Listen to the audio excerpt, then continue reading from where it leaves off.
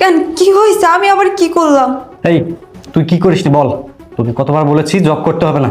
আচ্ছা জব করছিস কর, ভালো কথা, কিন্তু তোর অফিস ছুটির পর তুই 3 ঘন্টার সময় কি করিস?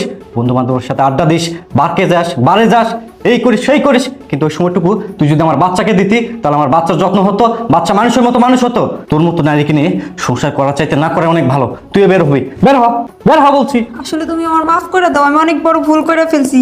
আমি আমার অফিসের চিন্তায় আমি আমার ছেলেটিকে খেয়ালই রাখতে পারি নাই। আর আমি কাজের মেয়েটার অনেক বিশ্বাস করতাম, আমি কখনো ভাবতে পারি নাই যে ও আমার সাথে এরকম করবে। বাবা তুই আমার মাফ করে দে প্লিজ। আমি আমি তোদের দেখাশোনা করতে পারি নাই, ওই কাজের মেয়ের বিশ্বাস করছি। আসলে আমি কখনো ভাবি নাই পর কখনোই আপন হয় না। আমি ওরা যতটা বিশ্বাস করছি, ওই আমার বিশ্বাসের সুযোগ নিয়ে এগুলো করতে পারলো, আমি কখনো ভাবতে পারি নাই। তুমি প্লিজ আমার মাফ করে দিও। বাবা তুই আমার প্লিজ মাফ করে দে। দেখো এবার প্লিজ তুমি আমার মাফ করে দাও। আচ্ছা ঠিক আছে, তুমি যখন তোমার ভুল বুঝতে পেরেছো, তোমাকে শেষবারের মতো ক্ষমা করে দিলাম, কিন্তু আমি চাই